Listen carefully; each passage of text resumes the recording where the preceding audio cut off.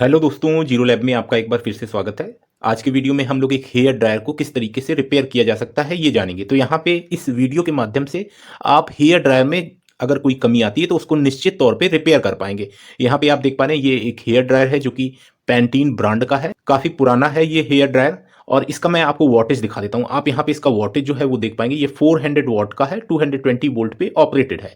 तो इस hair dryer की मैं कमी आपको बताता हूँ। क्या होता है कि जब हम इस हेयर ड्रायर को ऑन करते हैं ऐसी कंडीशन में ये हीट तो जनरेट करता है लेकिन इसके जो पीछे का फैन है वो नहीं चलता है। तो जब पीछे का फैन नहीं चलेगा तो ये एयर जो है ये ब्लो नहीं करेगा। ऐसी कंडीशन में कुछ हेयर ड्रायर जो काफ़ी अच्छे ब्रांडेड होते हैं उनके अंदर थर्मल कट ऑफ का फीचर होता है। तो वो थर्मल कट ऑफ का फीचर जो है वो हमारे हेयर ड्रायर को प्रोटेक्ट कर लेता है। तो ऐसी कंडीशन में थर्मल कट ऑफ जो है वो कट कर जाएगा और जिससे कि हमारा हेयर ड्रायर जो है ये खराब नहीं होगा। इसके ऊपर की जो प्लास्टिक आप देख पा रहे हैं ये मेल्ट नहीं होगी। तो इस हेयर ड्रायर में थर्मल कट ऑफ का फीचर दिया है। मैं आपको यहाँ पे टेस्ट करके पहले इसको दिखा देता हूँ। इसमें दो हीट सेटिंग है, जैसा कि आप यहाँ पे देख पा रहे हैं। ये ऑफ पोजीशन है स्विच का। इसके बाद स्विच को हम ऊपर करते हैं तो ये कूल जहां पे लिखा है यहाँ पे लो हीट सेटिंग का ये पॉइंट है। इसके बाद ऊपर हम हॉट में ले जाते हैं तो यहाँ पे हाई हीट सेटिंग में ये जो है वर्क करने लगता है। तो इस तरीके से इसमें हीट सेटिंग दो है, कूल और हॉट। कूल वास्तव में हल्की हीट देता है जबकि हॉट जो है वो तेज हीट जनरेट करता है। तो चलिए मैं इसको आपको टेस्ट करा देता हूं। यहाँ पे आप देख पाएंगे इस समय ये ऑफ पोजीशन में है और हम इसको प्लग करते हैं। यहाँ पे हम जब इसको प्लग करते हैं तो कूल कंडीशन में मैं इसको ले जाता हूं तो आप इसका वोल्टेज जो है 154 देख पा रहे हैं। तो 154 वॉट जो है ये पावर कंज्यूम करता है। लेकिन हाई हीट सेटिंग में जब हम इसको ले जाते हैं तो आप वहां पे देख पाएंगे कि ये लगभग 300 वाट के करीब जो है ये पावर कंज्यूम कर रहा है और कुछ देर बाद ये कट कर जाता है। जैसा कि आपने देखा इसके अंदर जो हीटिंग कॉइल है वो रेड हॉट दिख रही थी हमें और अंदर का टेम्परेचर बढ़ने की स्थिति में इसका थर्मल कट ऑफ जो है वो एक्टिव हो जाता है और इसके अंदर की सप्लाई जो है उसको बंद कर देता है। यानी इसकी कॉइल्स पे सप्लाई जानी बंद हो जाती है। इसके अंदर की हीटिंग कॉइल जो है वो खराब होने से बच जाती है। हम इसके फैन में जो भी कमी होगी उसको हम देखते हैं। तो इसको हमें सबसे पहले क्या है खोलना पड़ेगा। तो यहां पे आप देख पा रहे हैं दो स्क्रू दिए हैं, इनको हमें अनस्क्रू करना होगा। तो मैं इनको अनस्क्रू कर लेता हूं फिर हम आगे का प्रोसेस समझते हैं। तो यहां पे आप देख पा रहे हैं मैं इसको इस तरीके से अनस्क्रू कर रहा हूं। यहां पे आप देख पा रहे हैं यहां पे एक ये स्विच दिया है जो कि दो पोजीशन है इसकी। लो हीट सेटिंग यानी कूल और हॉट दोनों हीट सेटिंग्स में ये स्विच जो है अलग अलग पोजीशन में जाता है। तो यहाँ पे आप देख पा रहे हैं ये इस तरीके से आगे पीछे होता है जिससे कि हमें हीट सेटिंग्स जो हैं वो मिलती हैं। यहाँ पे इसके पीछे की जो हाउसिंग है इसको हम खोलते हैं, धीरे से कोशिश करते हैं इसको कि ये आसानी से निकल आए। तो यहाँ पे आप देख पा रहे हैं इसको हमने निकाल दिया है।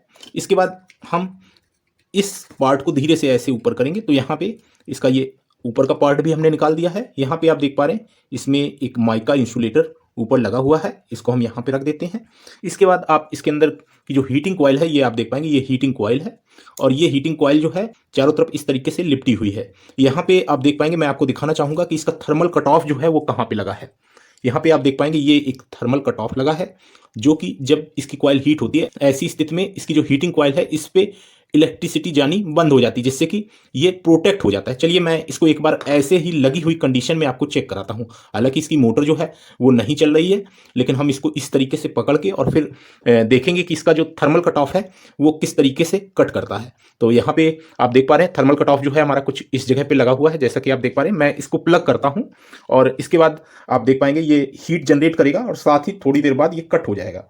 तो मैं इसको इस तरीके से लगा देता हूँ पावर पोर्ट में। आप देख पाएंगे कि इसकी हीटिंग कॉइल जो है ये काफ़ी तेज गर्म हुई है और कुछ देर बाद ये इस तरीके से कट हो जाता है। आप यहाँ पे देख पा रहे हैं एक डिस्टेंस जो है ये क्रिएट हो गई है।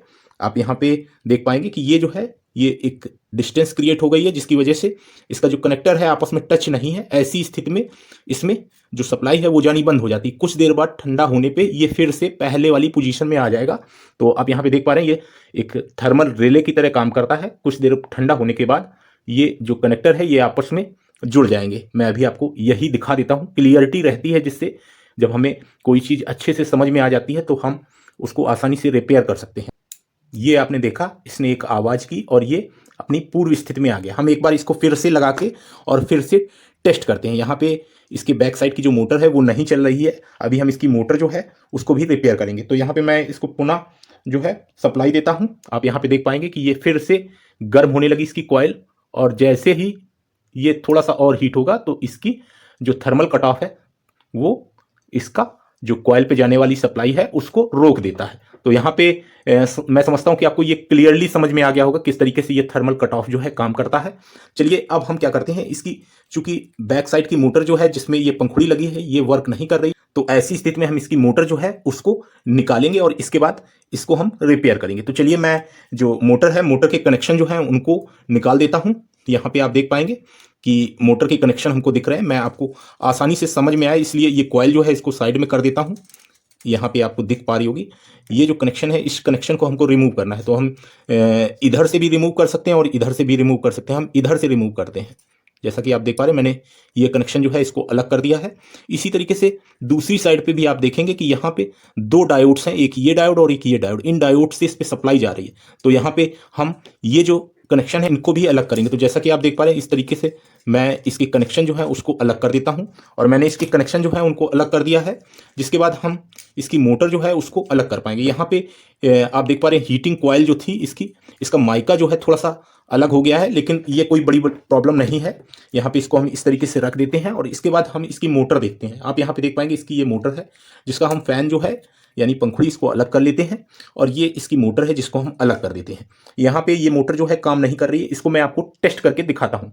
अब बात आती है कि ये मोटर कितने वोल्ट पे ऑपरेटेड होती है। ये 6 वोल्ट पे ऑपरेटेड होने वाली मोटर है। 6 वोल्ट या 4 वोल्ट की आप मोटर ले सकते हैं और इसमें रिप्लेस कर सकते हैं। सेम मोटर जो है आपको मार्केट में मिल जाएगी आसानी से 25-30 रुपए में। और यहाँ पे आप देख पाएंगे इस तरह की मोटर आती हैं और इनको आप रिप्लेस कर सकते हैं।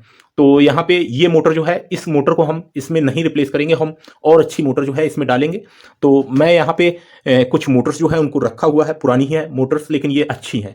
यहाँ पे मैं ये मोटर जो है इसमें रिप्लेस करूंगा, हालांकि ये थोड़ी सी बड़ी है और इस मोटर को हम रिप्लेस करेंगे। लेकिन उससे पहले हम ये देख लेते हैं कि क्या इस मोटर के अंदर वास्तव में फॉल्ट है। तो इसके लिए हमको इसको टेस्ट करना होगा। तो मैं यहाँ पे पावर सप्लाई से इसको टेस्ट करके आपको दिखाता हूँ।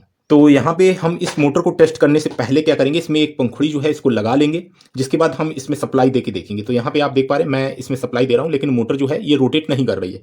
इसी जगह पे अगर हम दूसरी मोटर जो है उसको लेते हैं, आपको मैं दिखा देता हूँ कि जैसे हमारे पास एक मोटर ये रखी हुई है, इस मोटर को मैं सप्लाई देके आपको दिखाता हूँ कि ये जो है रन कर रही है या नहीं कर रही है। तो आपको क्लियर हो जाएगा कि मोटर जो है हमारी वास्तव में डैमेज है या नहीं है। तो यहाँ पे मैंने सप्लाई जो है इस पर दी है और आप देख पाएंगे ये मोटर जो है प्रॉपरली वर्क कर रही है। तो इस तरीके से आपने देखा कि ये मोटर जो है प्रॉपरली वर्क कर रही है। तो इसका मतलब जो इसमें लगी हुई मोटर है वो खराब हो चुकी है। तो हम चाहे तो ये मोटर रिप्लेस कर सकते हैं, लेकिन हम ये मोटर इसमें रिप्लेस नहीं करेंगे। हमारे पास और मोटर जो है वो रखी हुई हैं, उनको हम रिप्लेस करेंगे। हम ये मोटर इसमें लगाएंगे। ये थोड़ी अच्छी क्वालिटी की मोटर है और इसको हम आसानी से इसमें रिप्लेस कर सकते हैं और यूज़ कर सकते हैं। लेकिन हमको इसको रिप्लेस करने के लिए थोड़ा सा जो है इसमें कट करना पड़ेगा, क्योंकि इसकी लंबाई कुछ ज़्यादा है। आप यहाँ पे देख पाएंगे ये इस तरीके से फिट तो हो रही है, लेकिन हमारी मोटर जो है ये इस पोजीशन में आनी चाहिए। तो यहाँ पे कुछ ज़्यादा साइज में बड़ी है। तो हम क्या करते हैं कि यहाँ पे ये कट करेंगे, जिससे कि ये मोटर थोड़ी हमारी बाहर साइड निकल आएगी और हम इसको आसानी से फिट कर पाएंगे। तो मैं जो है इसको कट कर लेता हूँ और इसके बाद इसको फिट करके आपको दिखाता हूँ। तो जैसा कि आप यहाँ पे देख पा रहे हैं मैंने मोटर जो है इसमें लगा दी है। अब हम इसको टेस्ट कर लेते हैं। तो ये मोटर जो है इसमें जब हम ये फ़ैन लगाएंगे तो ये फ़ैन अच्छे से चलना चाहिए। तो यहाँ पे आप देख पा रहे हैं इसमें हाई स्पीड मोटर जो है ये लगी होती है और ये मोटर हमारी परफेक्ट है इसके लिए। आप यहाँ पे देख पा रहे हैं काफ़ी अच्छी स्पीड है और काफ़ी अच्छी जो एयर है वो ब्लो हो रही है। तो ये मोटर जो है इसको हम इसमें यूज़ कर सकते हैं और ये मोटर इसके लिए परफेक्ट है। अब हम क्या करते हैं, इसके कनेक्शन करते हैं। तो जिस तरीके से इसके कनेक्शन पहले थे वही पोजीशन में हमको इसके कनेक्शन करने हैं। अगर इसके कनेक्शन जो है वो अगर हम गलत करते हैं यानी उल्टे कर देते हैं तो ये हवा जो है ये अंदर को न खींच के ये बाहर को फेंकेगी। तो ऐसी कंडीशन में ये प्रॉपर तरीके से वर्क नहीं करेगी। तो पॉजिटिव नेगेटिव का आपको ध्यान देना होगा। जैसे पहले कनेक्शन लगे थे यहाँ पे डायोड के कनेक्शन जो है वो आपको देखने होंगे। मैं यहाँ पे आपको इसके डायोड के कनेक्शन दिखा देता हूँ। यहाँ पे आप देखेंगे कि डायोड की जो पेंटेड साइड है वो अंदर तरफ है, यानी ये पॉजिटिव सिरा है।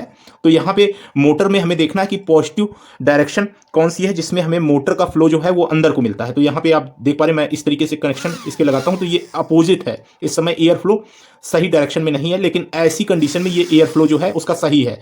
तो यहाँ पे आप देख पाएंगे ये जो है ये पॉजिटिव सिरा है मोटर का। तो यहाँ पे हमें जो हमारी डायोड है, डायोड के पेंटेड साइड वो हमें यहाँ पे सोल्डरिंग करनी है। तो मैं इसमें इंडिकेशन जो है वो बना लेता हूँ जिससे कि प्रॉब्लम ना आए। तो आप किसी भी साइड जो है पॉजिटिव निगेटिव का इसमें इंडिकेशन जो है बना सकते हैं। मैंने एक यहाँ पे ब्लैक साइन बना दिया है, यानी ये निगेटिव है और ये हमारा पॉजिटिव है। तो इस तरीके से आप इंडिकेशन जो है बनाने के बाद इसकी कनेक्शन जो है वो आसानी से कर पाएंगे, कोई त्रुटि नहीं आएगी। तो यहाँ पे हम पेंटेड साइड जो डायोड के हैं वो जोड़ेंगे। तो मैं इसको जोड़ लेता हूँ, फिर आपको दिखाता हूँ।